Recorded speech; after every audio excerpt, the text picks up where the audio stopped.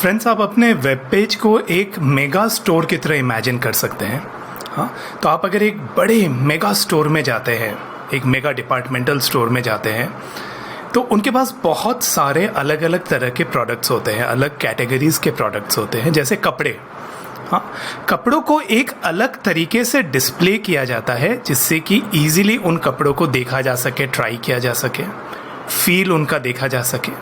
हाँ, उसी तरीके से जो फ्रूट्स और सब्जियां हैं वो भी उसी डिपार्टमेंटल स्टोर का एक प्रोडक्ट है, पर उनको डिस्प्ले, उनको रेंडर थोड़े से अलग तरीके से करते हैं। इलेक्ट्रॉनिक्स को, टेलीविज़न सेट्स को अलग तरीके से डिस्प्ले किया जाता है। उनको डिस्प्ले करने के लिए हो सकता है इलेक्ट्रिसिटी की ज़रूरत है, एक फ्लैट सरफेस की ज़रूरत है जहां उनको हैंग किया जा सके। अगर मोबाइल के कवर्स को रखना हो तो उनको अलग जगह पे रखा, अलग तरह के सेटअप पे रखा जाता है। उनके लिए तो इस तरह के हैंगर्स आप नहीं रखोगे, राइट? उनको एक अलग तरीके से डिस्प्ले किया जाता है। अनाज हो गया, किराना हो गए, हाँ, इनको अलग तरीके से रखते हैं, अलग तरीके से डिस्प्ले करते हैं। क्यों? बेचना तो सारी ही चीज़ें हैं ना, डिपार्टमेंटल स्टोर को ये सारी ही चीज़ें उन्हें बेचनी है, फिर उनको अलग अलग तरीके से क्यों डिस्प्ले करते हैं? अपने यूज़र्स को एक बेहतरीन यूज़र एक्सपीरियंस देने के लिए उस पर्टिकुलर कैटेगरी ऑफ आइटम्स को एक बहुत यूज़र फ्रेंडली तरीके से यूज़र के सामने प्रेजेंट करने के लिए, है ना? इसी तरीके से आपका जो एक वेबसाइट है उसमें बहुत सारे तरह के कंटेंट होते हैं। जैसे एक मेगा स्टोर में बहुत तरह के प्रोडक्ट्स होते हैं, आपके वेबसाइट में बहुत तरीके के कंटेंट होते हैं। वीडियो कंटेंट होता है, ऑडियो कंटेंट होता है, बटन्स होते हैं, लिंक्स होते हैं, इमेजेस होते हैं, टेक्स्ट होता है। एंड उन सबको ब्राउज़र अलग अलग तरीके से डिस्प्ले करता है, अलग अलग तरह से शो करता है to give users a lovely experience. एक वीडियो को अगर लिंक की तरह दिखा दे तब तो बहुत अच्छा एक्सपीरियंस नहीं मिलेगा। एक लिंक और बटन को क्लिक ही ना कर सको तब एक बहुत अच्छा एक्सपीरियंस तो नहीं मिलेगा। इमेज की जगह URL दिखा दो तब तो मज़ा नहीं आएगा। ऑडियो के लिए इतनी बड़ी सारी जगह ले लो तो that won't be the best use of the real estate. समझ रहे बात को? तो हम हर एक कंटेंट को टैग कर देते हैं अलग अलग HTML टैग से, सो दैट हमारे ब्राउज़र को पता चले कि उनको डिस्प्ले करना कैसे है। सो ये जो HTML टैग्स है, we are tagging different content with different tags ताकि ब्राउज़र को पता चले उनको डिस्प्ले, उनको रेंडर कैसे करना है। समझ में आ रही है बात फ्रेंड्स? और आज के टॉपिक में हम सारे टैग्स जो कि टेक्स्ट कंटेंट को रेंडर करने के लिए यूज़ किया जाता है, टेक्स्ट कंटेंट को यूज़ करने के लिए HTML में हम यूज़ करते हैं, वो सभी हम आज सीखेंगे। और ये सारे टैग्स हैं जो कि आज हम सीखने वाले हैं। तो आप देख सकते हैं ये काफ़ी अच्छा खासा लिस्ट है। हाँ, तो अब एक एक्सपेक्टेशन मैं आपको क्लियर कर देता हूँ। आपको ये सब रट लेने की ज़रूरत नहीं है। You don't need to mug up any of these. हाँ, आपको बस ये पता होना चाहिए कि ये इतने अलग अलग तरह के टैग्स होते हैं, उनको कहाँ ढूंढा जाए जब आपको ज़रूरत पड़े तो। और एक रफ आइडिया, एक थोड़ा सा एक आइडिया कि जब आपको वो यूज़ करना पड़े तो आप उनको ढूंढ के यूज़ कर सको। एक बार आप मुझे इन सब को यूज़ करते हुए देख लेंगे, एक बार आप यूज़ के समझ जाएंगे कि कहाँ और क्यों हमें इन्हें यूज़ करना है, फिर आप बड़े आसानी से इसको यूज़ कर सकेंगे।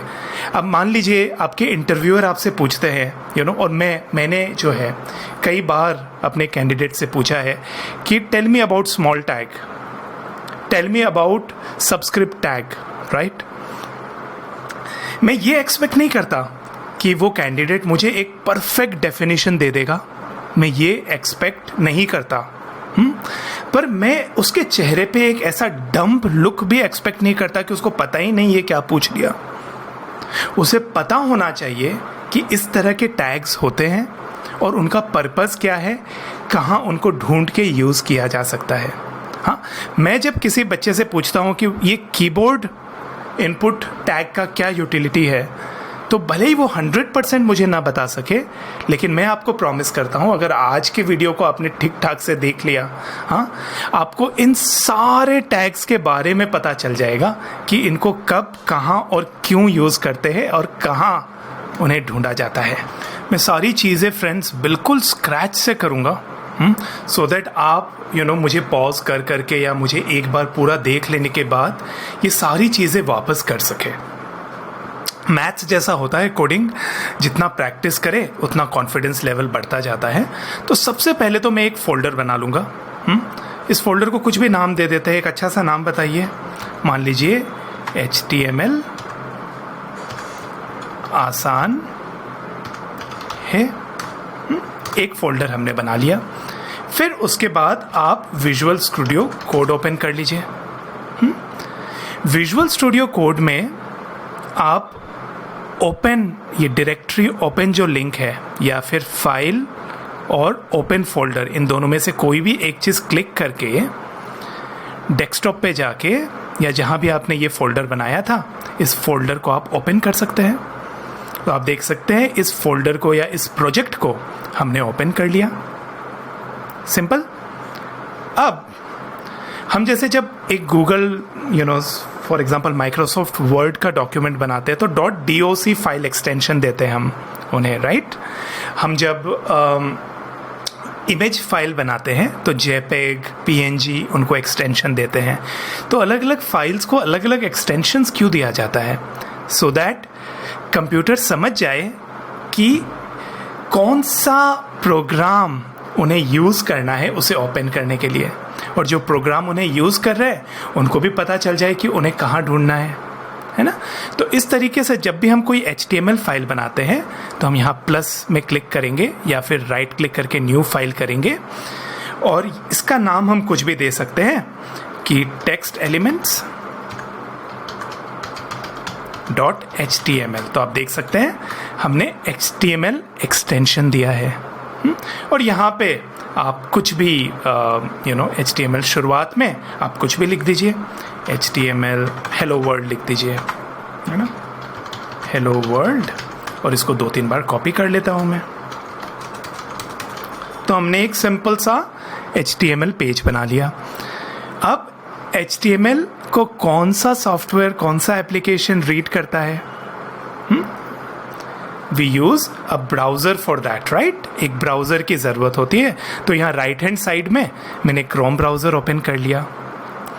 अब ये जो हमारा फाइल है HTML फाइल, ये तो हमने HTML में कुछ कोड लिखा, इसको हम ब्राउज़र में कैसे यूज़ करें, ब्राउज़र में कैसे व्यू करें? तो उसके कुछ तरीके हैं। कुछ एक तरीके हम अभी देखेंगे और कुछ एक तरीके हम इस लेक्चर के मिडल में कहीं पे सीखेंगे। आप सबसे पहले तो जो हमने डायरेक्टरी बनाया था ना HTML आसान है, उसके अंदर आप देखेंगे कि टेक्स्ट एलिमेंट .html फाइल है। हाँ, इस फाइल को ड्रैग करके, और आप देखोगे इसका आइकन जो है वो क्रोम है। मतलब हमारे कंप्यूटर को समझ आ गया कि ये फाइल क्योंकि HTML फाइल है, मेरे डिफ़ॉल्ट ब्राउज़र इन्हें ओपन करेंगे, और मेरा डिफ़ॉल्ट ब्राउज़र तो क्रोम है। हाँ, so we can see a Chrome का आइकन हियर, ठीक है। और मैं ये भी देख पा रहा हूँ कि इसका एक्सटेंशन जो है HTML है। बाय डिफ़ॉल्ट कुछ एक ऑपरेटिंग सिस्टम्स ना एक्सटेंशंस को हाइड कर देते हैं। मतलब हालांकि ये HTML है पर आप .html देख नहीं पाएंगे, ऐसा हो सकता है। तो उसके लिए मैंने नोट्स में स्टेप्स लिख दिए हैं, तो आप इंश्योर कर लीजिएगा कि आप ये एक्सटेंशन देख सकते हैं। इट्स वेरी इंपॉर्टेंट कि आपको पता चले एक्सप्लोरर में देखते साथ कि आप कौन सा फाइल, क्योंकि हम CSS फाइल भी फ्यूचर में बनाएंगे, जावास्क्रिप्ट भी बनाएंगे, तो आपको देख कर ही पता चल जाना चाहिए कि ये कौन सा फाइल है। तो हम अपने HTML फाइल को जो हमने अभी अभी बनाया उसको हम ड्रैग करके अपने ब्राउज़र के ऊपर जैसे ही डालते हैं, आप देख सकते हैं ब्राउज़र ने उसको कैसे ओपन किया। समझ रहे हैं बात? So one of the ways, एक तरीका है अपने HTML फाइल को ब्राउज़र में देखने का कि HTML को पकड़ के ड्रैग कर दीजिए आप अपने ब्राउज़र के ऊपर। पहली बात ये हो गई।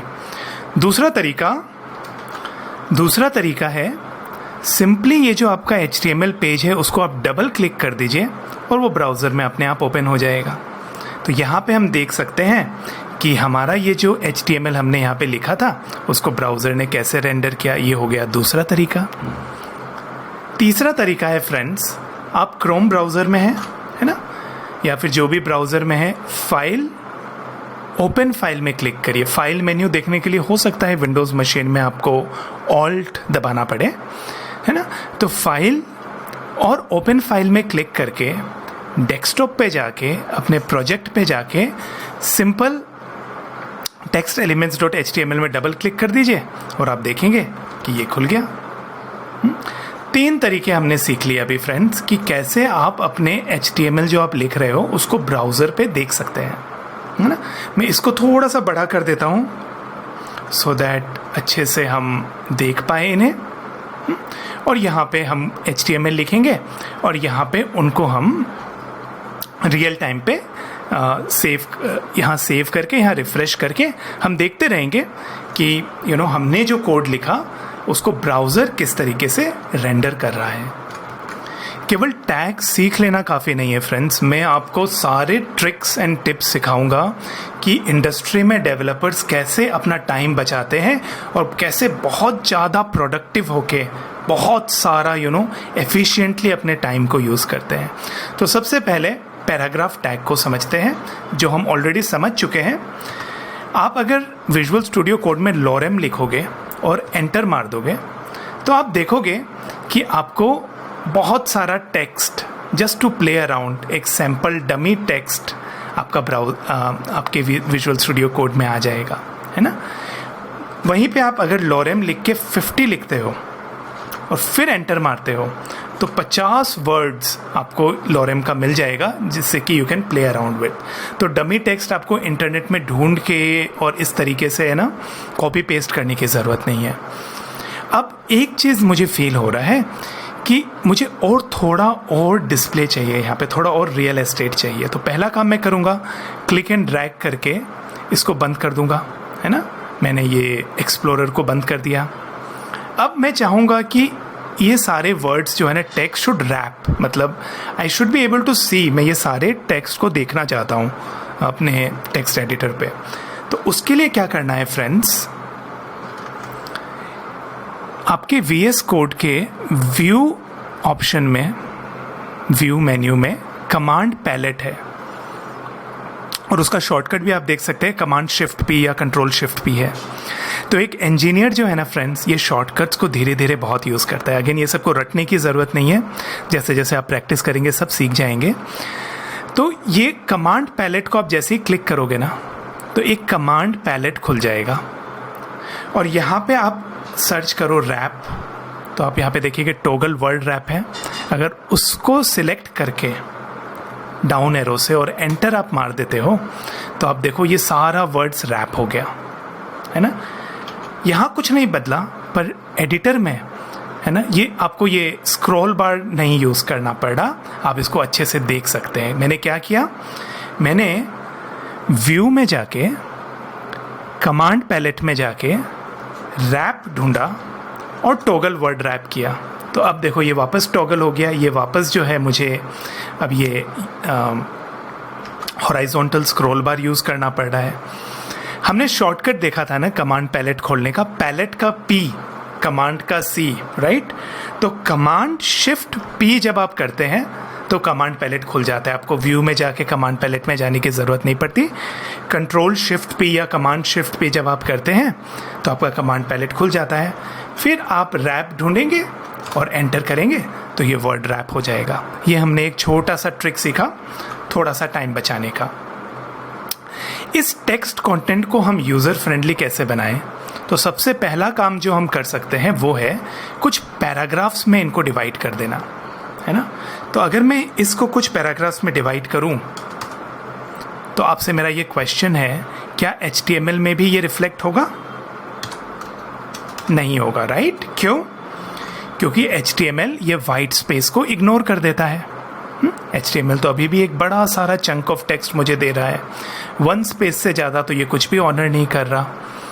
तो हमने सीखा था कि P टैग से, पैराग्राफ टैग से हम कम्युनिकेट कर सकते हैं अपने ब्राउज़र को कि उन्हें इस पैराग्राफ को कैसे हैंडल करना है, लेकिन ये प्रोसेस थोड़ा सा क्लमजी था। देखते हैं एक बार। तो हमने पहले ब्रैकेट ओपन किया, पैराग्राफ लिखा, है ना, मे बी इस तरीके से हमने कुछ किया था पिछले लेक्चर्स में।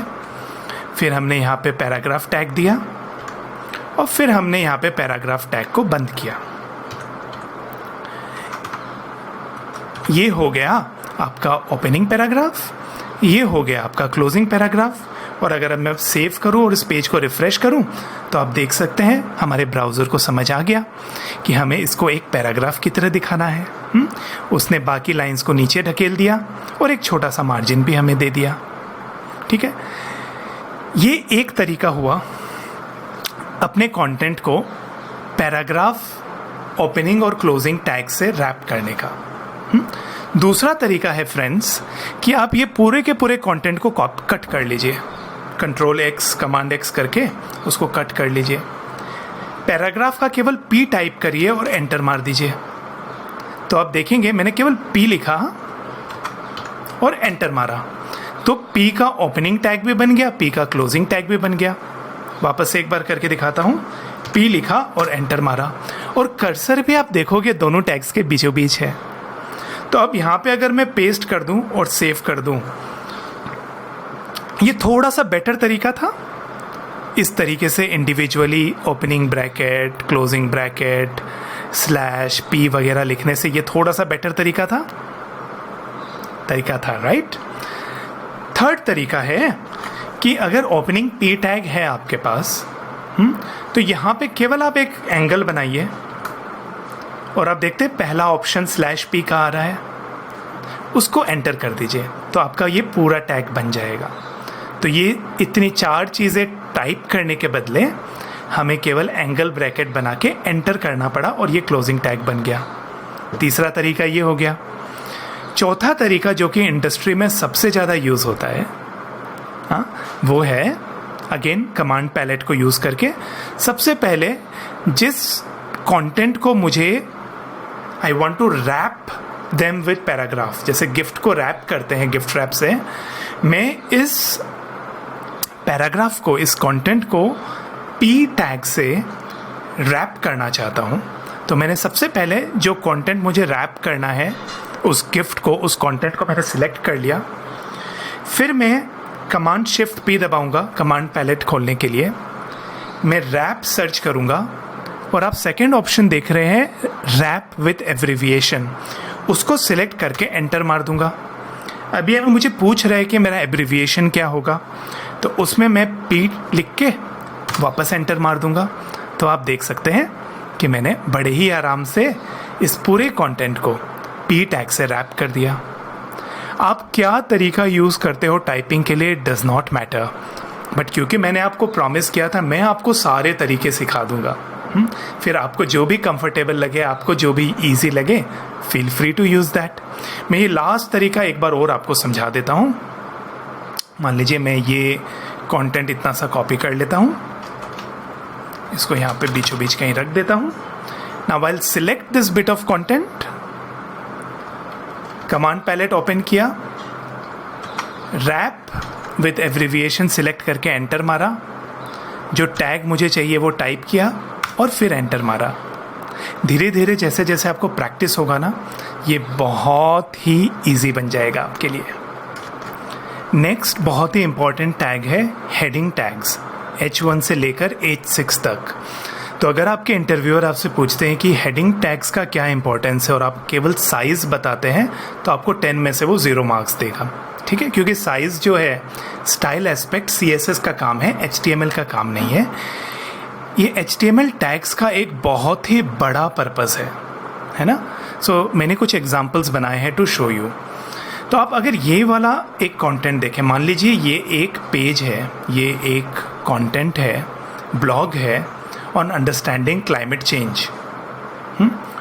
तो यहाँ पे सबसे इम्पोर्टेंट टाइटल कौन सा है, सबसे ज़रूरी एक टाइटल कौन सा है?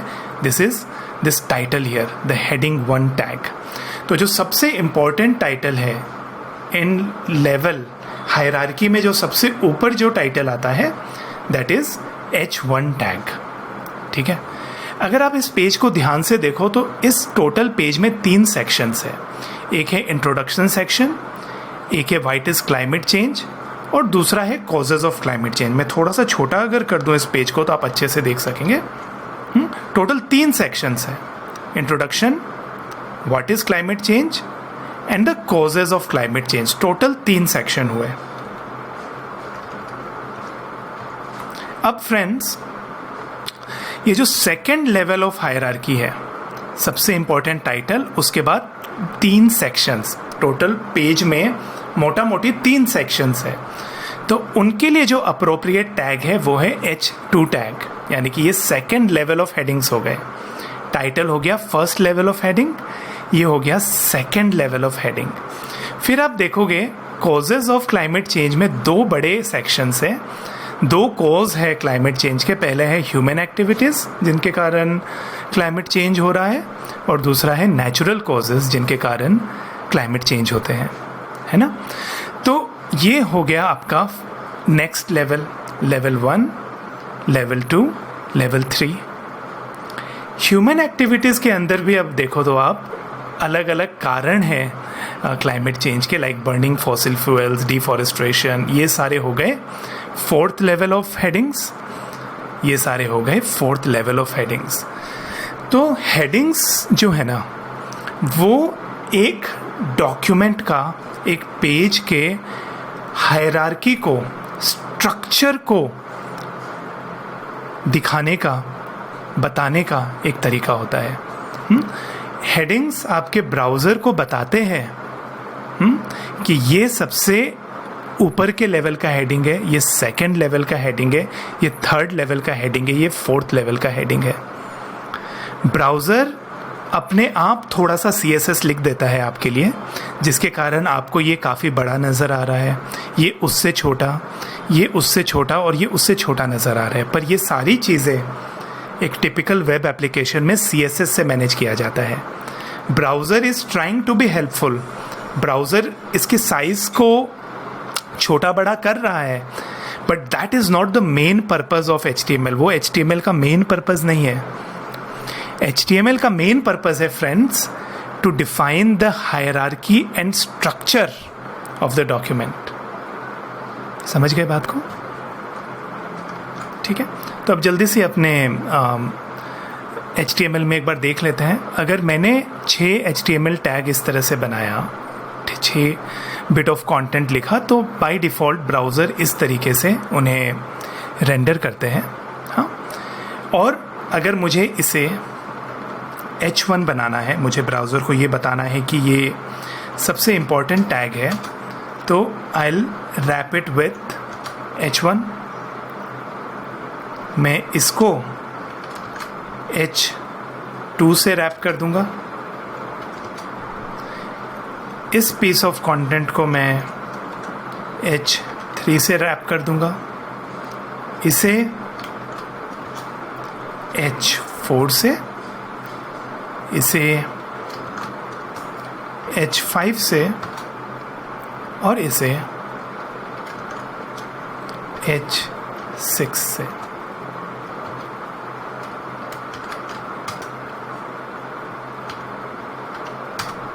और अगर अब मैं सेव करूं और पेज को रिफ्रेश करूं तो आप देख सकते हैं HTML ने इनको हेडिंग्स की तरह अच्छे से डिस्प्ले कर दिया। तो अगेन फ्रेंड्स, हेडिंग्स का काम है स्ट्रक्चर और हायरार्की को डिफाइन करना। वो ब्राउज़र से कम्युनिकेट कर रहा है कि ये जो सेक्शन है इसका ये हेडिंग है और ये थर्ड लेवल का हेडिंग है। सो ये हायरार्की को डिनोट करने के लिए काफ़ी यूज़फुल होता है। ठीक है, लाइन ब्रेक्स, मान लीजिए मुझे यहाँ पे डॉलर के बाद फोर्स करना है कि ये दूसरे लाइन पे चले जाए, तो उसके लिए भी मेरे पास एक टैग है called BR tag. So I will type BR, so this is line break. I will hit enter. मैं सेव करके जब पेज को रिफ्रेश करूँगा तो आप देखोगे डॉलर के बाद जो है लाइन ब्रेक हो गया।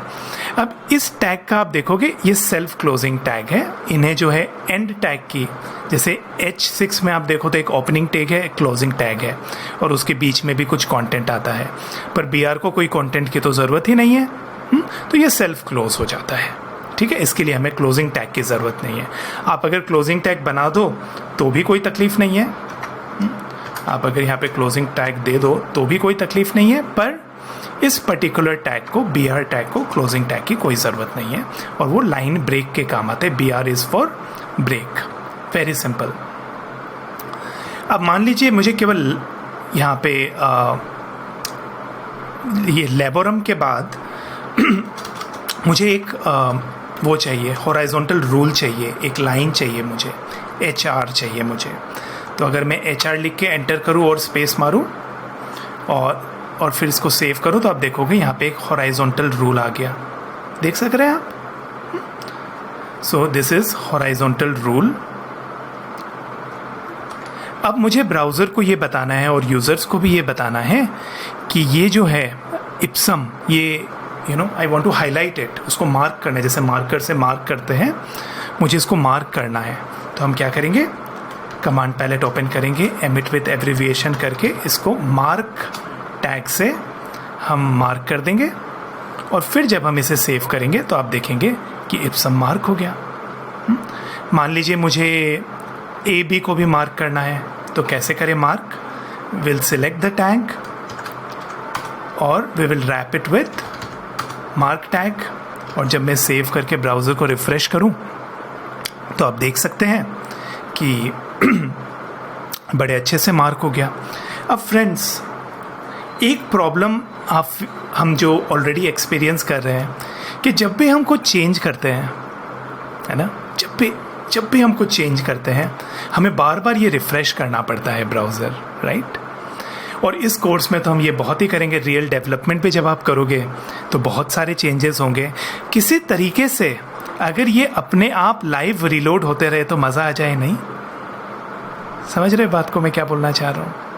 किसी भी तरीके से मैंने कुछ चेंज किया और मैंने सेव किया, तो अपने आप अगर ये रिफ़्रेश हो जाए तब बात बने, है ना। तो उसके लिए एक दूसरा तरीका है जो कि मैंने आपको बताया था, हम एक और तरीका सीखेंगे अपने HTML को ब्राउज़र में ओपन करने का। तो ये एक बहुत अलग तरीका है मेरा सिखाने का कि मैं एक साथ ये नहीं सिखाता कि ये सीखो फिर ये सीखेंगे फिर ये सीखेंगे। हम बेसिक से शुरू करते हैं, एक प्रॉब्लम पे आके हम फंसे और फिर उस प्रॉब्लम को किसी चीज़ से सॉल्व करते हैं, ठीक है। तो मेरे ख्याल से ये सीखने का और सिखाने का एक बहुत ही प्यारा तरीका है। तो अब क्या करो, आप HTML में कहीं भी राइट क्लिक करो और ओपन विथ लाइव सर्वर अगर आप क्लिक करो तो आप देखोगे लाइव सर्वर से ये ओपन हो गया, ठीक है। पर आप देखोगे अभी भी मैं अगर कुछ चेंज कर रहा हूँ ना तो ये रीलोड नहीं हो रहा। अगर मैं यहाँ पे हेडिंग 6 के बाद कुछ लिख के सेव करता हूँ तो ये रीलोड नहीं हो रहा। क्यों? क्योंकि फ्रेंड्स, एक और कॉन्सेप्ट मैं आपको अभी इंट्रोड्यूस कर। लाइव सर्वर आपके वेबसाइट के अंदर जो भी आप कोड लिख रहे हैं ना, उसके अंदर ढेर सारा कंटेंट वो खुद लाइव सर्वर, जब हम right click open with live server करते हैं तो वो काफ़ी सारे कंटेंट उसके अंदर इंजेक्ट करता है जो कि हमें पेज में नहीं दिखता, लेकिन फंक्शनैलिटी के लिए वो ज़रूरी है। फॉर एग्ज़ाम्पल, काफ़ी चीज़ें ऐसी होती है जो आप इस बॉडी में नहीं दिखाना चाहते, ये वेब पेज की बॉडी में नहीं दिखाना चाहते, लेकिन वो चीज़ ज़रूरी है। मान लीजिए टाइटल, यहाँ पे आप देख रहे हैं पेज में एक टाइटल है, ये कुछ URL दिखा रहा है, लोकल पाथ, ये सर्वर पाथ वगैरह दिखा रहे हैं, है ना। मैं चाहता हूँ कि यहाँ पे HTML आसान है दिखे। हाँ, I want title to be HTML आसान है, पर यहाँ पे हम जो भी अंदर लिखेंगे हमारा ब्राउज़र तो ऐसा समझ लेता है, और ब्राउज़र अज्यूम्स कि ये तो कंटेंट हम यहाँ पे दिखाना चाहते हैं। तो HTML को कैसे पता चले कि हम उसको कुछ मेटा इन्फॉर्मेशन देना चाहते हैं। मेटा इन्फॉर्मेशन मतलब इस पेज के बारे में कुछ इन्फॉर्मेशन, इस इन्फॉर्मेशन के बारे में कुछ इन्फॉर्मेशन जो कि उसको डिस्प्ले करने की ज़रूरत नहीं है और कहीं यूज़ करने की ज़रूरत है। मैं HTML को कुछ ऐसे इन्फॉर्मेशन कैसे दूं जो कि उसे ब्राउज़र में यूज़र को दिखाने की ज़रूरत नहीं है, ये बॉडी सेक्शन में उसको केवल अपने हेड में, दिमाग में रखने की ज़रूरत है और कहीं यूज़ करने की ज़रूरत है। तो उसके लिए हमारे पास टैग्स होते हैं, HTML टैग, हेड टैग और बॉडी टैग। तो एक HTML का जो बहुत बेसिक स्ट्रक्चर है वो है HTML। सबसे पहले एक HTML होता है, HTML के अंदर हेड टैग होता है और HTML के अंदर बॉडी टैग होता है। बॉडी में तो ये HTML में हमने बता दिया कि हमारा पूरा HTML जो है इस HTML के ओपनिंग टैग और HTML के क्लोजिंग टैग के बीच में है। जो भी हमारा कंटेंट है जो हमें दिखाना है यहाँ पे, वो कंटेंट को हम रखेंगे बॉडी के अंदर। और जो मेटा इंफॉर्मेशन हम दिखाना चाहते हैं, जो भी टैग्स हम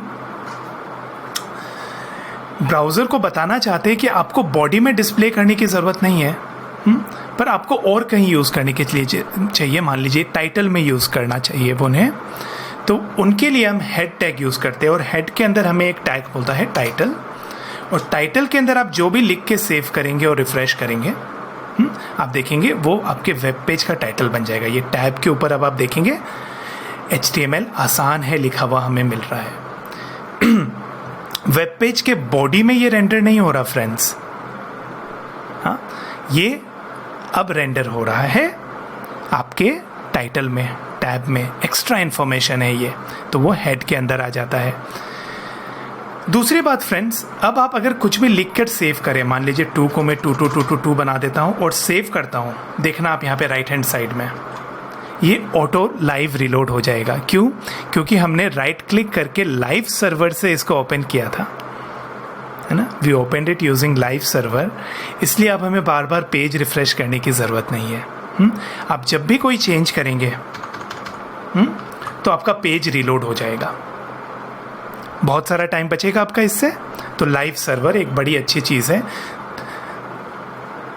सेकेंड चीज़ फ्रेंड्स, यहाँ पे भी एक बार के लिए मैं लाइव सर्वर को क्लोज कर देता हूँ। I will just hit right click and stop live server कर देता हूँ। तो जब मैं लाइव सर्वर को स्टॉप कर दूँ फ्रेंड्स, तो आप देखेंगे यहाँ पे नीचे, एकदम नीचे देखिए, गो लाइव करके दिख रहा है एक टास्क मेन्यू में, राइट। मैं थोड़ा सा ऊपर ले जाता हूँ इसे सो दैट आप ठीक से देख सको। ये गो लाइव करके यहाँ पे देख रहे हैं आप, है ना। गो लाइव में भी जब आप क्लिक करते हैं तो लाइव सर्वर में ये अपने आप ओपन हो जाता है। आप देख सकते हैं नई टैब में लाइव सर्वर में ओपन हो गया। और फाइल मेन्यू में जाके HTML फाइल में राइट क्लिक करके ओपन विथ लाइव सर्वर जब आप करते हैं तो भी ये लाइव सर्वर अपने आप ओपन हो जाता है। तो ये कई तरीके हो गए लाइव सर्वर में HTML फाइल को ओपन करने का और ब्राउज़र को ऑटोमेटिकली रीलोड करने का तरीका। नेक्स्ट दोस्तों, जब भी हम कॉपी पेस्ट वगैरह कुछ करते हैं, चेंजेस करते हैं, तो अब देखिए फॉर्मेटिंग बिगड़ जाता है ना। और हमारे पास कोई ऑटोमेटिक तरीका होना चाहिए इसको फॉर्मेट कर पाने का, है ना। तो उसके लिए आप अगर एक्टिविटी बार में देखेंगे तो आपको एक एक्सटेंशंस करके एक ऑप्शन दिखेगा। आप जब एक्सटेंशंस को ओपन करेंगे, आपको सर्च करना है प्रीटियर, PRETTIER। फ्रेंड्स, प्रीटियर एक बहुत ही स्टैंडर्ड एक्सटेंशन है। मैंने आज तक एक भी लाइव प्रोजेक्ट में काम नहीं किया है जिसमें प्रीटियर वो यूज़ ना करते हो। सभी बड़े प्रोजेक्ट्स प्रीटियर यूज़ करते हैं। आप देखो बहुत सारे डाउनलोड्स है, राइट। इसका मतलब कि बहुत ज़्यादा पॉपुलर ये प्रीटियर एक्सटेंशन है।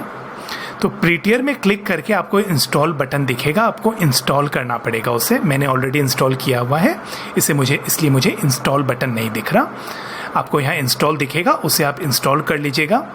और एक बार आप इंस्टॉल कर लेंगे, उसके बाद आप पैलेट ओपन करिए, फॉर्मेट डॉक्यूमेंट सिलेक्ट करके एंटर मारिए और आप देखिए पूरा का पूरा डॉक्यूमेंट आपका अच्छे से फॉर्मेट हो जाएगा। मान लीजिए मैंने यहाँ फॉर्मेट बिगाड़ दिया, हाँ, पैलेट ओपन करता हूँ, फॉर्मेट डॉक्यूमेंट करके एंटर मारा और आप देखेंगे ये सब अच्छे से फॉर्मेट हो गया। और एक शॉर्टकट भी है।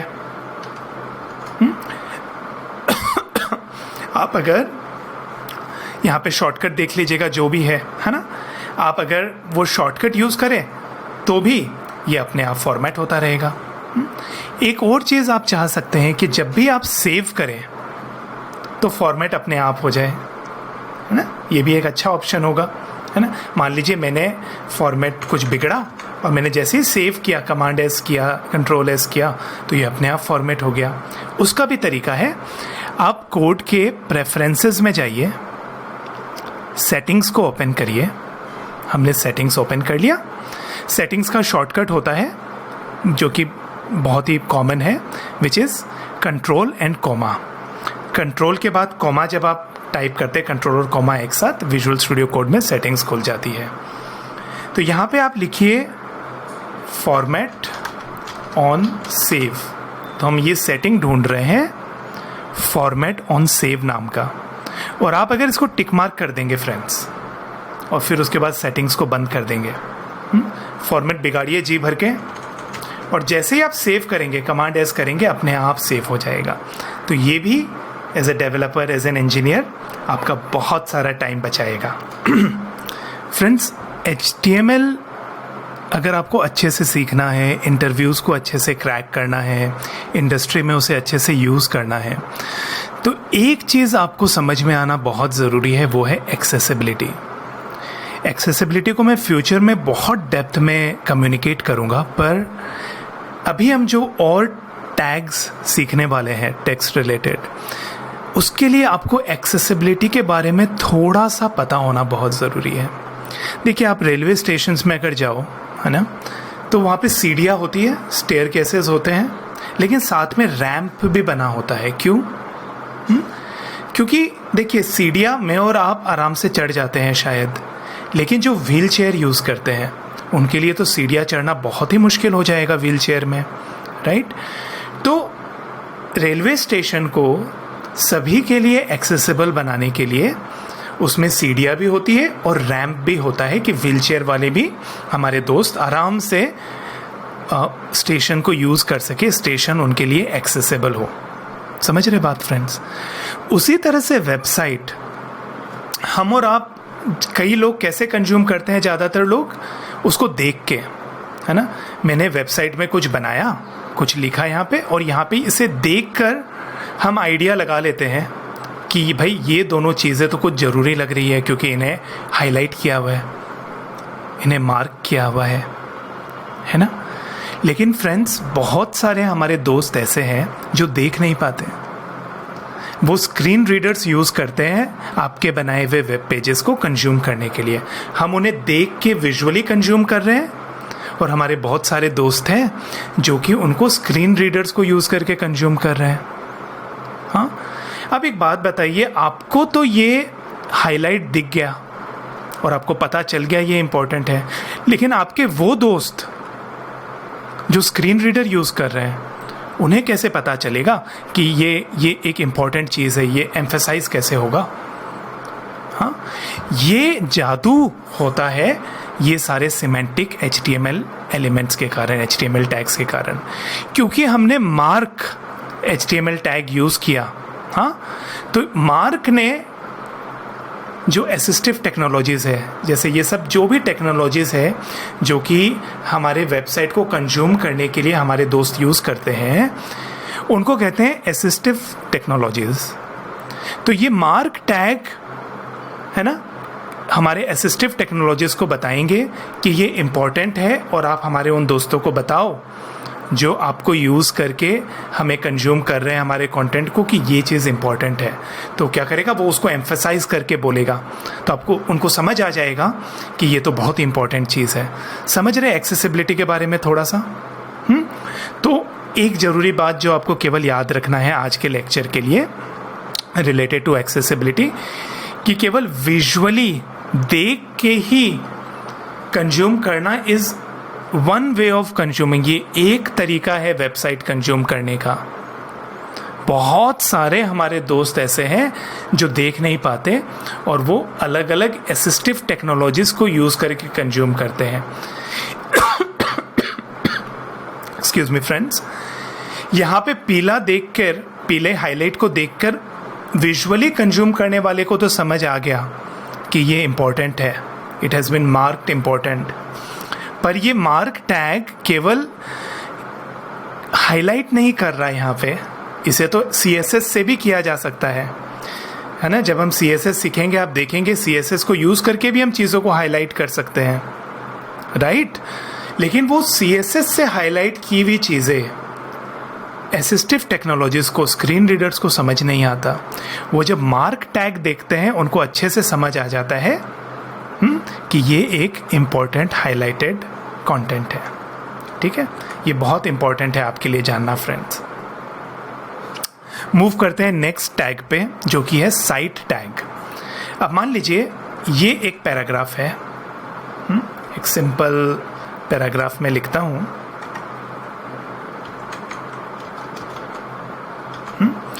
तो इस पैराग्राफ में, छोटे से पैराग्राफ में मैं किस बुक के टाइटल की चर्चा कर रहा हूं? हो सकता है ये एक बड़ा सारा पैराग्राफ है। हाँ, इस पूरे पैराग्राफ में मैं कंपाउंड इफेक्ट नाम का एक बुक है, द कंपाउंड इफेक्ट नाम का एक बुक है जिसके ऑथर डैरेन हार्डी है, मैं इस बुक की चर्चा कर रहा हूं। तो इसको डिस्क्राइब ऐसे करते हैं कि the site tag indicates title of a creative work. एक गलती बहुत सारे लोग करते हैं साइट वर्ड से कंफ्यूज्ड होके कि जो ऑथर है उस पे साइट लगा देते हैं। नहीं, इस पूरे पैराग्राफ में मैं जिस क्रिएटिव वर्क की चर्चा कर रहा हूं उसके टाइटल को अगर हम साइट टैग दे देते हैं तो ब्राउज़र को और असिस्टिव टेक्नोलॉजीज को समझ आ जाता है कि इस सेक्शन में, इस पैराग्राफ में इस चीज़ की चर्चा हो रही है। मान लीजिए मैं मोनालिसा पेंटिंग के बारे में डिस्क्राइब कर रहा हूँ, के बारे में बात कर रहा हूँ, तो उस पेंटिंग के टाइटल के ऊपर हम साइट टैग लगाते हैं सो दैट असिस्टिव टेक्नोलॉजीज को पता चल जाए कि इस चीज़ के बारे में, इस क्रिएटिव वर्क के बारे में यहाँ बात चल रही है। अगर हम कोई मूवी की बात कर रहे हैं, हाँ, तो शोले मूवी की अगर बात चल रही है तो शोले मूवी में ये साइट लगेगा।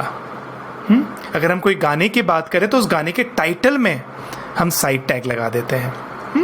सो उसको ज़्यादा ओवर थिंक मत करिए, बस एक मोटा मोटी समझ रख लीजिए कि जो भी क्रिएटिव वर्क है, we wrap them with the site HTML tag to communicate with the browser. Browser से कम्युनिकेट करने के लिए हम साइट लगाते हैं कि ये इस सेक्शन का जो क्रिएटिव वर्क की बात हो रही है उसका टाइटल है।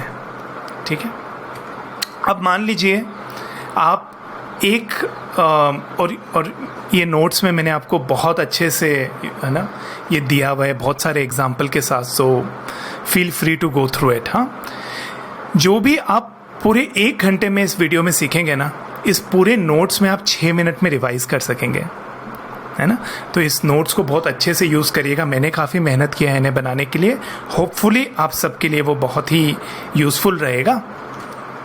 इस पैराग्राफ में या इस सेक्शन में, है ना, तो जैसे कि किसी क्रिएटिव वर्क के टाइटल को हम साइट से इंडिकेट करते हैं, किसी चीज़ के डेफिनेशन को हम DFN टैग से इंडिकेट करते हैं, रिप्रेजेंट करते हैं।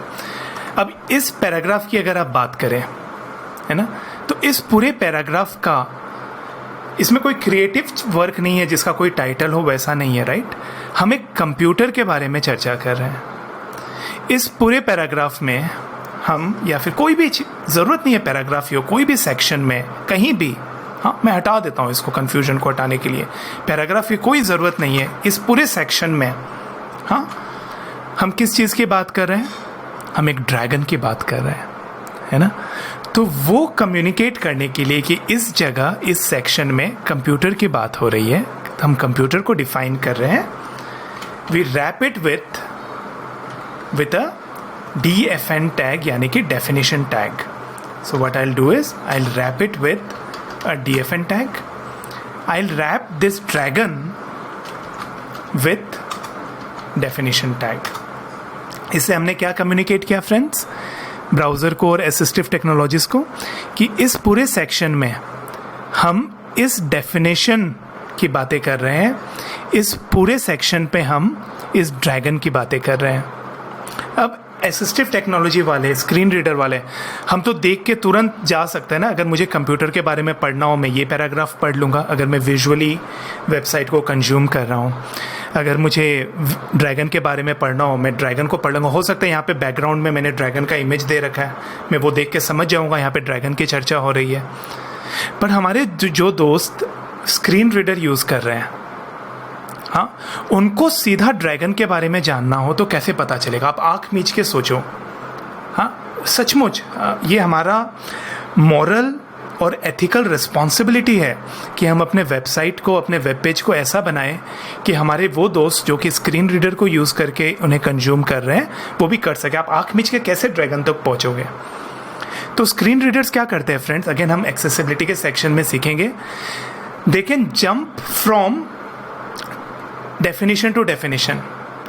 तो वो सबसे पहले वो कीबोर्ड में ऐसा कुछ शॉर्टकट देंगे कि वो सबसे पहले डेफिनेशन को पढ़ेगा कंप्यूटर, फिर दूसरे को पढ़ेगा ड्रैगन, और फिर ड्रैगन के बारे में अगर वो ज़्यादा जानना चाहेंगे तो फिर वो पूरा पैराग्राफ को उनको पढ़ के सुना देगा.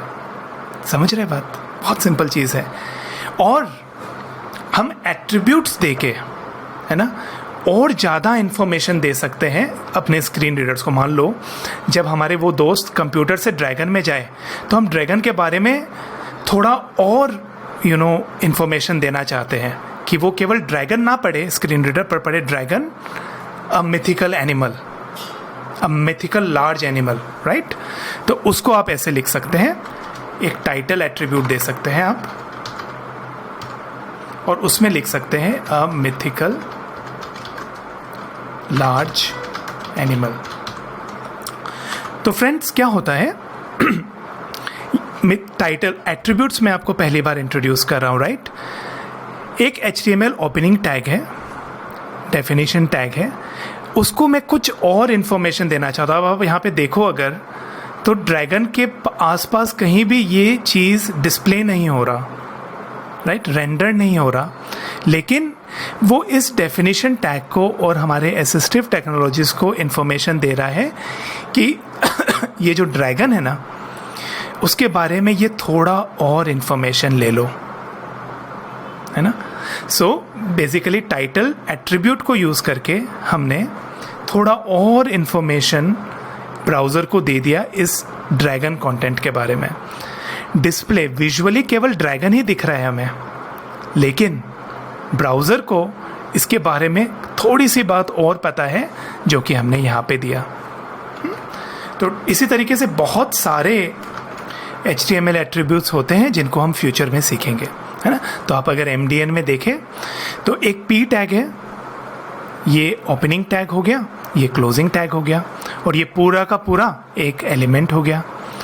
ओपनिंग टैग में आप इक्वल टू को यूज़ करके और एक की वैल्यू को यूज़ करके आप एट्रीब्यूट्स दे सकते हैं. जैसे कि यहाँ पे एक क्लास एट्रीब्यूट दिया हुआ है, चिंता मत कीजिए ये क्लास एट्रीब्यूट क्या कर रहा है. हमने क्या किया, हमने डेफिनेशन के ओपनिंग टैग के अंदर इक्वल टू के लेफ्ट हैंड साइड में एक की दिया, जैसे कि टाइटल की दिया, और राइट हैंड साइड में उसका वैल्यू दे दिया, अ मिथिकल लार्ज एनिमल. और इस की वैल्यू पेयर को यूज़ करके हमने इस एलिमेंट के बारे में थोड़ा सा ज़्यादा और इन्फॉर्मेशन अपने ब्राउज़र को दे दिया. बस इतना ही जानकारी आपके लिए अभी के लिए काफ़ी है. इतने ज़्यादा डेप्थ में फ्रेंड्स मुझे विश्वास है कि कोई भी पेड या फ्री कोर्स आपको नहीं सिखाएगा। तो आपको अगर वैल्यू एडिशन हो रहा है, आपको कुछ अच्छा सीखने मिल रहा है, तो आप ज़रूर से लाइक बटन प्रेस करिए 1 सेकेंड निकाल के, और हो सके तो कुछ कमेंट्स करिए। उससे यूट्यूब के एल्गोरिदम को दे विल अप्रिशिएट मी मोर, वो ज़्यादा लोगों को मुझे रेकमेंड करेंगे और मुझे बहुत खुशी होगी उससे। तो हो सके तो ज़रूर से लाइक बटन हिट करिए और मुझे एक अच्छा सा कमेंट दीजिए, है ना। नेक्स्ट चीज़ फ्रेंड, वेरी इंपॉर्टेंट, अगर आप टेक्स्ट के साथ डील कर रहे हैं, मान लीजिए आप एक इंग्लिश बुक पढ़ रहे हैं, तो ये एक अज्यूम्ड होता है कि आप लेफ़्ट से लेकर राइट तक पढ़ेंगे। लेकिन अगर आप एक अरेबिक बुक पढ़ रहे हैं, अगर आप एक उर्दू में लिखी हुई चीज़ पढ़ रहे हैं, तो आप राइट से लेकर लेफ़्ट तक पढ़ेंगे, राइट। कोई भी टेक्स्ट कंटेंट से अगर आप डील कर रहे हैं तो डायरेक्शनैलिटी का पता आपको होना तो बहुत ज़रूरी है। हाँ, अब मान लीजिए मैंने एक सिंपल पैराग्राफ बना लिया, ये सब हटा देता हूँ सो दैट आपके लिए चीज़ें इजी हो जाए। मैंने एक पैराग्राफ बना लिया और उस पैराग्राफ में मैंने कुछ भी लिख दिया, हेलो वर्ल्ड। अब ब्राउज़र तो मान के चल रहा है कि ये लेफ़्ट से राइट का लैंग्वेज है, हिंदी इंग्लिश जैसा लैंग्वेज है, और उसको उस तरीके से दिखा रहा है। मान लीजिए मुझे ब्राउज़र को बताना है कि भाई ये लेफ़्ट टू राइट नहीं, उसको राइट टू लेफ़्ट दिखाने वाली चीज़ है। कैसे ब्राउज़र को पता चले? तो एक तरीका है using N attribute called direction. सो dir एट्रीब्यूट में आप अगर RTL दे देते हैं, RTL मतलब राइट टू लेफ़्ट दे देते हैं और सेव करते हैं, तो आप देखिए इस कंटेंट को, हाँ, ब्राउज़र को समझ में आ गया कि उसको कैसे डिस्प्ले करना है। हाँ, समझ में आ रही है बात आपको? वेब डेवलपमेंट में दोस्तों ये बहुत ज़रूरी है कि आपका वेबसाइट समझे कि आप कौन सा डायरेक्शनैलिटी यूज़ करना चाहते हैं और अपने आप को अडेप्ट कर सके। अगर आप राइट टू लेफ़्ट लैंग्वेजेस को लेफ़्ट टू राइट की तरह से दिखाएंगे, it will make no sense to the readers of those content, है ना। तो एक तरीका हमने देखा वो है dir एट्रीब्यूट को यूज़ करके आप अपने ब्राउज़र को बता सकते हैं कि ये लेफ़्ट टू राइट कंटेंट है या फिर राइट टू लेफ़्ट कंटेंट है। अब एक मज़ेदार और बहुत ही रियल वर्ल्ड एग्जांपल देखते हैं, ठीक है। तो मान लीजिए आपने एक ब्लॉगिंग एप्लीकेशन बनाया, उस ब्लॉगिंग एप्लीकेशन में यूज़र नेम जो है वो डेटाबेस से आ रहे हैं कहीं, हाँ, और आप वेबसाइट में इस तरीके से दिखा रहे हैं कि जॉन, अगर वो इंग्लिश में उनका नेम है तो उनके टोटल 10 पोस्ट्स हैं, और मान लीजिए अरेबिक यूज़र ने अपना नाम अरेबिक में लिख रखा है, उनके 5 पोस्ट है। तो फ्रेंड्स देखना कि केवल वेब पेज ही नहीं, विजुअल स्टूडियो कोड भी नर्वस हो जाएगा अगर एक ही लाइन के अंदर दोनों राइट टू लेफ़्ट और लेफ़्ट टू राइट लैंग्वेजेस दिखती है। तो मैं अगर नेम इन इंग्लिश में तो लिख देता हूँ जॉन, सिंपल है, सेव कर देता हूँ, सब चीज़ें सही लग रही है अब तक क्योंकि सारी चीज़ें यहाँ पे लेफ़्ट टू राइट है। अब मैं अगर ये इसको अरेबिक में लिख दूँ तो आप देखो टोटली कंफ्यूज हो गया हमारा विजुअल स्टूडियो कोड भी, राइट। और अब अगर मैं सेव कर दूँ तो आप देखोगे कि ये तो बिल्कुल ही अजीब तरीके से दिख रहा है। क्यों? क्योंकि लेफ़्ट टू राइट और right to left content mix हो गया। हम यहाँ पे डायरेक्शन भी नहीं दे सकते पी के अंदर, है ना, क्योंकि पता नहीं ना उसके अंदर दोनों तरह के, दोनों डायरेक्शन के लैंग्वेजेस होंगे, दोनों डायरेक्शनैलिटी के लैंग्वेज होंगे, left to right and right to left. तो चैलेंज क्या है कि हमारे ये जो कंटेंट है, ये जो नाम वाला कंटेंट है जो कि डायनामिक है ना, वो कहीं डेटाबेस से आ रहा है। तो हमें उसको आइसोलेट करना है। हमें पता है कि कोई भी डायरेक्शन का कंटेंट आ सकता है और उस पर्टिकुलर पीस ऑफ कंटेंट को हमें आइसोलेट करना है। उसके लिए हमें ये ज़बरदस्त टैग मिलता है HTML में जिसे कहते हैं by directional isolation. BDI, I stands for isolation, so by directional isolation element इसको कहते हैं, है ना। तो अब देखते हैं BDI, when we'll wrap it with BDI, तब देखते हैं क्या मज़ा होगा, है ना। तो let me select this again, ये सिलेक्ट करना भी इतना टफ है, एंड मैं इसको BDI से रैप कर देता हूँ। आप इमीडिएटली देख रहे हो कि विजुअल स्टूडियो कोड भी खुश हो गया, राइट? उसे भी समझ आ रहा है कि क्या मामला चालू है। और इस जॉन को भी जो है मैं यहाँ पे BDI से रैप कर देता हूँ। और अब मैं अगर सेव करूँ तो आप देखिए हमने ये चीज़ को जो है ना आइसोलेट कर दिया। यहाँ से यहाँ तक ये राइट टू लेफ्ट है, लेकिन ये पूरा कंटेंट अभी भी लेफ्ट टू राइट ही है। We have just overridden this bit of content. हमने केवल इस बिट ऑफ कंटेंट को ओवरराइट किया और ये स्ट्रक्चर कहीं ज़्यादा सेंस अब कर रहा है। ठीक है, तो अब अगर आपसे पूछा जाए what is BDI, so by directional isolation है। जब हमारे पास एक लेफ्ट टू राइट टेक्स्ट है, मान लीजिए कंटेंट है, और उसके बीच में कुछ ऐसा कंटेंट है जिसमें हमें श्योर नहीं है, वो लेफ़्ट टू राइट भी हो सकता है, राइट टू लेफ़्ट भी हो सकता है, तो हम उसको आइसोलेट करने के लिए, उस पर्टिकुलर थोड़े से कंटेंट को आइसोलेट करने के लिए हम BDI टैग हम यूज़ करते हैं। अब दूसरा टैग है BDO, मतलब बाई डायरेक्शनल ओवरराइड। यहाँ पे हमने केवल आइसोलेट किया। अब मैं अगर चाहूँ कि ये जॉन को मुझे ओवरराइड करके राइट टू लेफ़्ट दिखाना है लेफ़्ट टू राइट के बदले, तो उसके लिए हम BDO यूज़ करते हैं, बाई डायरेक्शनल ओवरराइड यूज़ करते हैं, और डायरेक्शन एट्रीब्यूट यूज़ करते हैं। So DIR equals to RTL अगर हम कर दें तो आप देखोगे it is been treated as right to left. We are overriding it, we are forcing it. हम इस कंटेंट को फोर्स कर रहे हैं to behave like a right to left content, to display as a right to left content. समझ में आ रही है बात?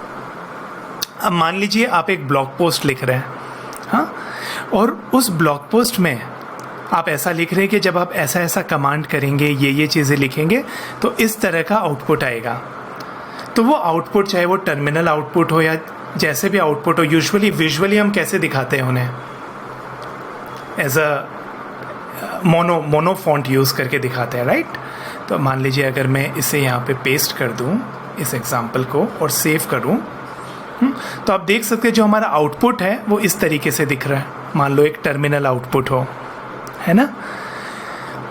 और ये जो सैम्पल आउटपुट SAMP टैग है, ये स्क्रीन रीडर्स को और असिस्टिव टेक्नोलॉजीज़ को कम्युनिकेट करता है। जैसे कि ब्राउज़र ने इसे, जो हमने SAMP टैग के अंदर लिखा था, उसे हमें एक टर्मिनल आउटपुट की तरह वो दिखा रहा है ना? तो हमें तो पता चल जा रहा है विजुअली कंज्यूम करने वालों को कि ये एक सैम्पल आउटपुट है, पर ये सैम्प जो टैग है असिस्टिव टेक्नोलॉजीज़ को बहुत क्लियरली कम्युनिकेट करता है, इस कंटेंट को एक मीनिंग देता है कि ये एक सैम्पल आउटपुट है। तो SAMP is for sample output.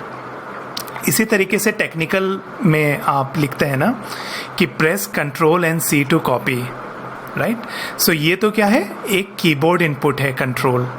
इस पूरे लाइन में, इस पूरे पैराग्राफ में कीबोर्ड इनपुट्स कौन कौन से हैं? कंट्रोल और C, राइट?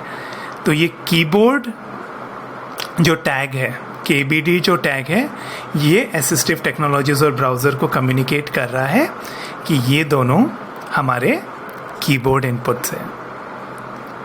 अब मैथमेटिकल आप फॉर्मूला अगर अपने ब्लॉग में दिखा रहे हो, कंटेंट में दिखा रहे हो, या फिर वापस कोई कोडिंग का टेक्निकल ब्लॉग है, तो उसमें बहुत सारे वेरिएबल्स होते हैं, राइट? तो वो वेरिएबल्स को क्लियरली डिफाइन करने के लिए, to give a little bit more meaning, right? अगर हम केवल x लिख दें यहाँ पे तो बहुत ज़्यादा मीनिंग नहीं हो रहा ना ब्राउज़र के लिए। लेकिन अगर हम var टैग के अंदर लिखें तो it gives it a much more meaning that this is a variable. एक क्वेश्चन बहुत कॉमनली यूज़ करते हैं, हमने जैसे स्ट्रॉन्ग और एम्फेसिस टैग सीखा था, हाँ, और एकदम उन्हीं की तरह बिहेव करने वाले दूसरे दो टैग्स हैं, B टैग और I टैग। और क्वेश्चन ये होता है, why should you not be using these tags? बताइए क्यों इन्हें यूज़ नहीं करना चाहिए? तो चलिए एग्जाम्पल देख लेते हैं। सबसे पहले मैं कुछ लॉरेम टेक्स्ट लिख देता हूँ, हाँ, और इनको मैं स्ट्रॉन्ग कर देता हूँ, इनको मैं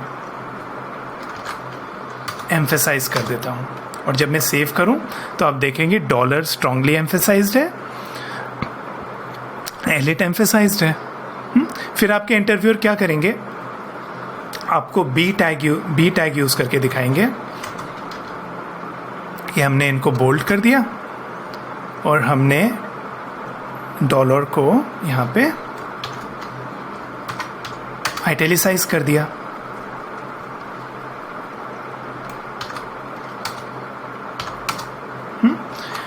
और आप देखोगे इसका रिजल्ट तो मोटा मोटी सेम ही नजर आ रहा है।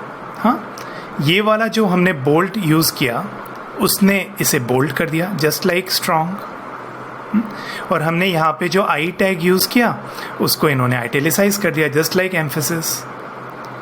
तो ऐसा क्यों बताते हैं कि आपको, पहली बात तो ये दो क्यों है, बोल्ड भी और स्ट्रॉन्ग भी, दो हमारे पास टैग्स क्यों है, आइटैलिसाइज्ड भी और एम्फेसिस भी दो टैग क्यों है, और इनको यूज़ करने के लिए मना क्यों किया जाता है। या फिर इस तरीके से भी आपको पूछा जा सकता है कि आप अपने प्रोजेक्ट में क्या यूज़ करेंगे, स्ट्रॉन्ग यूज़ करेंगे या बी टैग यूज़ करेंगे, क्या बताएंगे आप।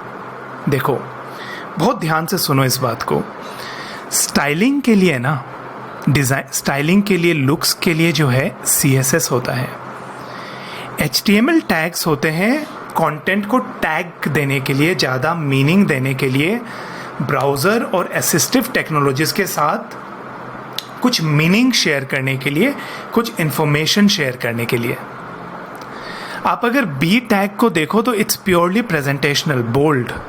आई को देखो तो आइटैलिक्स। ये HTML का काम नहीं है। स्टाइल करना, हालांकि HTML आपके लिए थोड़ी थोड़ी स्टाइलिंग करता है, डिफ़ॉल्ट स्टाइलिंग करता है, but HTML is not for styling. ये पुराने टैग्स हैं जो कि पहले यूज़ होते थे। आजकल ये रेकमेंडेड है कि आप स्ट्रॉन्ग और एम्फेसिस नए टैग्स है जो कि HTML5 में इंट्रोड्यूस किए गए थे। स्ट्रॉन्ग मीनिंग देता है आपके कंटेंट को कि ये, इसको स्ट्रांगली एम्फेसाइज करने की ज़रूरत है, केवल विजुअली उसको बोल्ड नहीं कर रहा। आप अगर ये टैग पढ़ो तो ये केवल क्या कर रहा है, बोल्ड कर रहा है। That's why you should not be using it. जहाँ भी आपको स्ट्रांगली एम्फेसाइज करना है you should be using strong tag, और फिर CSS को यूज़ करके जितना स्ट्रॉन्ग करना है करो उसको। जहाँ भी आपको चीज़ों को एम्फेसाइज देना है वहाँ पे M टैग यूज़ करते हैं, आई टैग यूज़ नहीं करते, क्योंकि आई जो है वो स्टाइल के हिसाब से बनाया गया था, which was in the past. लेकिन आजकल आप आई टैग यूज़ नहीं करते आइटैलिसाइज करने के लिए, आप M टैग यूज़ करते हैं या फिर CSS यूज़ करते हैं। इन्हें इसलिए यूज़ नहीं करते क्योंकि ये डिज़ाइन के हिसाब से बनाया गया था, और HTML मेनली आपके कंटेंट को स्ट्रक्चर और कुछ एक्स्ट्रा इन्फॉर्मेशन और मीनिंग देने के लिए बना है, ना कि स्टाइल करने के लिए बना है। समझ गए? तो B प्रेजेंटेशनली सेम काम करता है जो स्ट्रॉन्ग करता है, I प्रेजेंटेशनली सेम काम करता है जो M करता है, लेकिन स्ट्रॉन्ग ब्राउज़र और असिस्टिव टेक्नोलॉजीज़ को एक्सेसिबिलिटी पॉइंट ऑफ व्यू से कहीं ज़्यादा इंफॉर्मेशन देता है then B tag. I hope it makes sense to all of you. अब मान लीजिए आप कुछ copyright information, terms and conditions वगैरह कुछ ऐसा लिख रहे हैं अपने वेबसाइट में जिसको कि आप डी एम्फेसाइज करना चाहते हैं। आप ब्राउज़र को बताना चाहते हैं कि ये इतना इम्पोर्टेंट नहीं है। यहाँ तो आपने बताया कि इनको एम्फेसाइज करो, इसको स्ट्रांगली एम्फेसाइज करो, राइट। यहाँ पे आप लिख रहे हैं कि आप डी एम्फेसाइज करो ये टर्म्स एंड कंडीशंस अप्लाइड को, स्टार बना के छोटा सा कहीं लिखते हैं, राइट। तो उसके लिए हम स्मॉल टैग यूज़ करते हैं। इसका मतलब हम ब्राउज़र को बता रहे हैं कि इनको डी एम्फेसाइज आप कर दो। अब मान लीजिए आपका एक ई-कॉमर्स प्रोडक्ट है, उसमें कुछ चीज़ें चेंज हो गई है। मान लो पहले, है ना, पहले 50% डिस्काउंट था पर अब वो फ्री हो गया है, या पहले 50% डिस्काउंट था अब 80% डिस्काउंट है मान लीजिए। तो यहाँ पे आप अगर देखो तो ये आउटडेटेड, डिलीटेड कुछ है और ये न्यूली इंसर्टेड लेटेस्ट कुछ है। Outdated, latest. विजुअली आपको कैसे पता चल रहा है? ये स्ट्राइक थ्रू हुआ है और ये अंडरलाइन हुआ है। असिस्टिव टेक्नोलॉजीज़ को कैसे पता चलेगा? वो देख तो पाते नहीं इन्हें विजुअली, उनको पता चलेगा DEL टैग के कारण कि ये डिलीटेड है, ये आउटडेटेड है, ये इंसर्टेड है, ये नया है, फ्रेश कंटेंट है, लेटेस्ट कंटेंट है। ठीक है, सो DEL और INS यूज होता है, they represent deleted text and inserted text. Final last thing, इस टाइप के HTML फॉर्मूलाज अगर आप यूज कर रहे हैं, हाँ मान लीजिए आपने ऐसा कुछ लिखा है, the formula of water is H2O, तो आप 2 देख सकते हैं, H और O के बेसलाइन के नीचे है, और E का अगर फॉर्मूला, एनर्जी का फॉर्मूला आप लिख रहे हो mc², तो आप देख रहे हो ये 2 जो है ये M और C के बेसलाइन के ऊपर है। इसे कहते हैं सुपरस्क्रिप्ट, इसे कहते हैं सबस्क्रिप्ट, और इनके लिए यू हैव SUP और SUB for subscript and SUP for superscript. Lovely.